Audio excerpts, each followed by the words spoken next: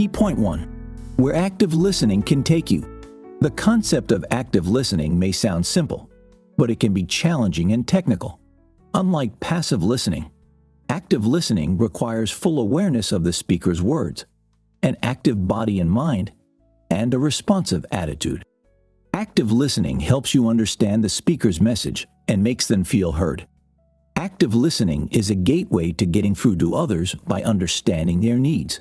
You can build authentic relationships, handle complex situations, foster new possibilities, and strengthen connections with family members or colleagues. By honing this ability, you allow others to express their thoughts, opinions, and feelings. Perhaps you have experienced specific issues or misunderstandings when communicating digitally through text messages, social media posts, or work emails. Follow along and learn how to employ effective face-to-face communication to understand people's reactions better and convey your messages. You'll become an expert at noticing people's reactions, gestures, facial cues, and the degree of their engagement. These insights will help you determine when to speak up and when to listen, elevating your communication skills to new heights. Start your journey toward becoming an active listening expert today. Key point 2. Use critical thinking and reflection when necessary. Active listening is a combination of critical, reflective, and passive listening. Critical listening requires considerable energy, including interpreting the message while distinguishing between factual information and subjective opinions. Active listening involves analyzing and evaluating the speaker's message. For example, you use critical listening when gathering information, processing it, and forming an opinion. Typical scenarios include watching news reports or analyzing political speeches. On the other hand, reflective listening requires you to echo the speaker's words in your own words. It doesn't demand an evaluation of the speaker's words, but rather an acknowledgement that their message was heard and understood. Next, let's talk about passive listening. As the name implies, this form of listening doesn't require any action on your part. Unfortunately, passive listening is a common habit, and most individuals prefer to engage in passive listening and only wait for their chance to speak. Affirmative communication is a vital part of active listening. Without it, people may not feel understood or important. Nixley Leonardo, LCSW. Passive listening means lending an ear to the speaker without wanting to engage with the content, which can often be off-putting. Active listeners are the ideal people to have in your audience. They use their essential listening skills to interpret a message and judge the speaker's emotions and nonverbal cues. They also engage in reflective listening to help the speaker feel heard. Their silence from passive listening allows the speaker uninterrupted time to convey their message. As you've probably noticed, active listening is valuable in different personal and professional settings, making it a skill everyone should acquire. Key point 3. Enhance your workplace performance. No one is born a master of communication. The people who excel at it have learned at some point in life, so don't beat yourself up if you have trouble with it. Instead, embrace this summary as your head start for learning. Every good communicator has failed at some point.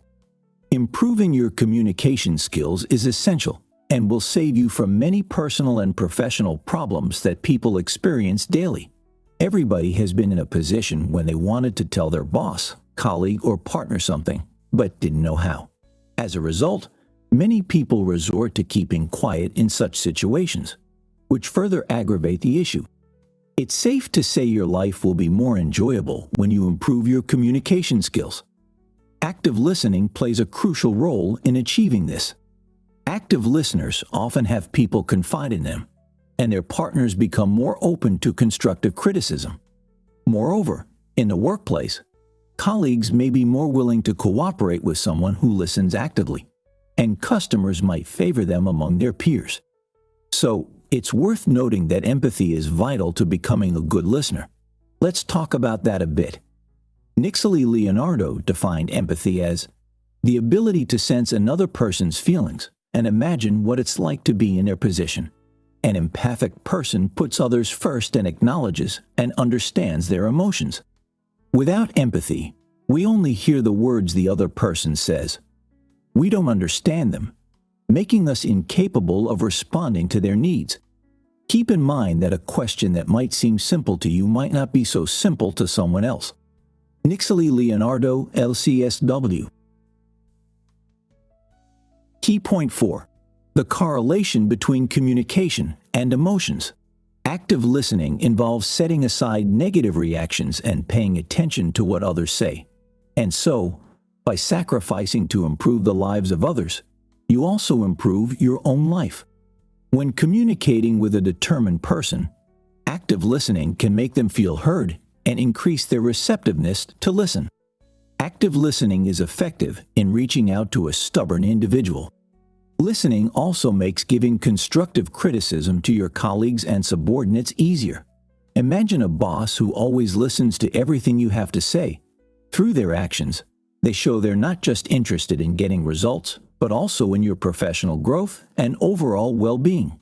If such a boss offers constructive criticism of your work, you naturally feel they're on your side because they've proven so in the past. When people feel heard and understood, they're less likely to get angry with anything you do. Developing the ability to manage strong emotions during an argument is another benefit of active listening. You can use several communication techniques to achieve this, but we'll talk about the two most common ones: paraphrasing and nonverbal language. When you paraphrase, you assure the person that you grasped their message. Also, if you word it incorrectly, the speaker can correct you, and you'll understand better. Nonverbal communication includes all forms of conveying a message without words. A listener's use of physical gestures, facial expressions, and eye contact can make the speaker feel valued. In turn, when a speaker uses nonverbal cues, it strengthens the meaning of the message they want to convey. Paraphrasing and using nonverbal language strengthen the speaker's sense of being understood and connected, increasing their satisfaction. Did you know? A study conducted in 2007 by Professor Marianne Schmidt at Lausanne University, Switzerland, concluded that patients feel more satisfied when their doctors pay attention to their nonverbal cues. Key point 5. Eliminate your listening barriers. There are many reasons why people do not listen as much as they should. Identifying these reasons will increase your awareness and help you become more empathic. Authors Richard West and Lynn Turner categorize obstacles to effective listening into 4 distinct types of interference. External noise, stemming from environmental sounds like a door opening. Biological noise, resulting from health issues, physical impairments, or speech difficulties.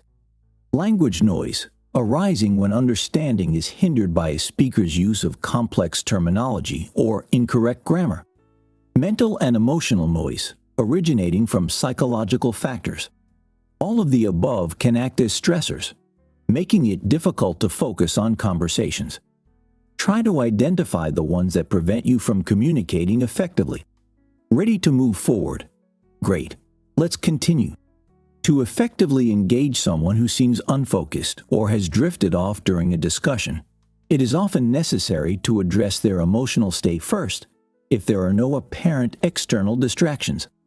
When addressing emotional needs, start by listening to them talk about themselves. It will enable them to clear their minds. Afterward, express genuine concern and interest through empathy and nonverbal signals. If you can't calm the physical noise around you, quieting the psychological noise won't matter. Technology is another common barrier to communication. Undoubtedly, technology has helped us stay in touch with distant friends and family, build businesses, and advance our lives.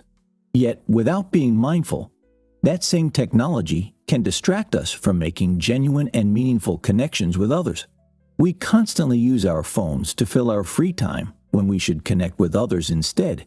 It's much easier for most people to scroll through social media than it is to have an honest in-person interaction. If this sounds like you, consider reducing your phone usage and double down on in-person communications. Key point 6.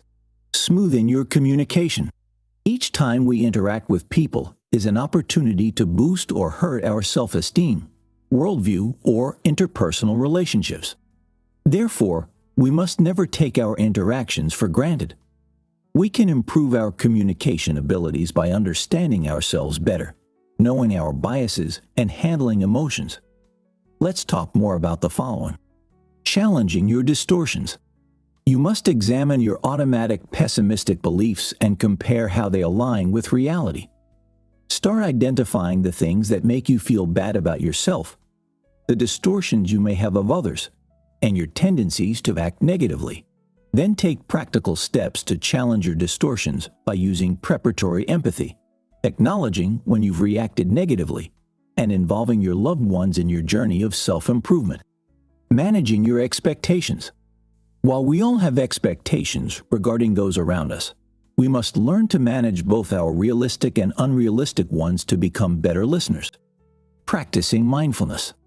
Mindfulness requires awareness of physiological and semantic noises and refusing to be affected.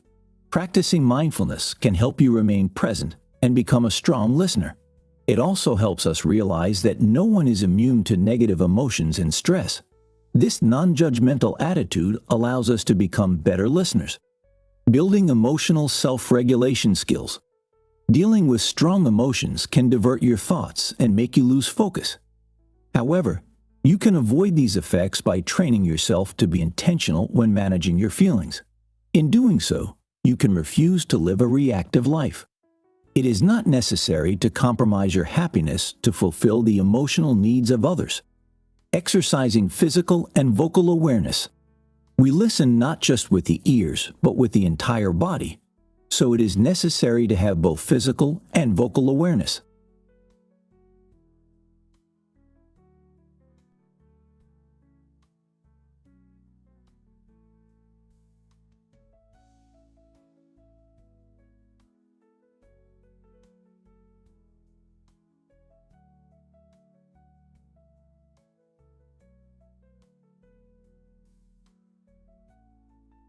Key point 7. Using the art of persuasion to your advantage. Persuasion is a powerful communication tool, and everybody can use it. There are many persuasion tactics that you can start implementing right away, such as giving others what they need. If you want people to give you their attention, you have to earn it. And it's quite simple. All you have to do is be the first to provide what you want to receive. For example, if you want people to be willing to see things your way, be the first to invest in understanding their perspective. Putting others' needs before yours will give them a sense of indebtedness toward you. In other words, they will look for ways to pay you back. Slowing down when you're moving too fast. When communicating, you can't leave anyone behind. Practicing motivational interviewing. Encourage interviewers and interviewees to prioritize potential solutions over dwelling on issues. Such conversations promote solidarity instead of tension. Exuding confidence. Confidence isn't about being a know-it-all. It's about recognizing that you're knowledgeable and capable yet open to learning and growth. Knowing the limits of empathy. You know you're reaching your empathy limit with a person when each interaction with them is leaving you drained. If this persists for a long time, consider reducing the attention you give them. Treating nonverbal cues as important. By being attuned to people's nonverbal signals, you ease them into sharing their feelings comfortably. If you make this practice second nature, you'll find that people naturally confide in you. The reason is simple.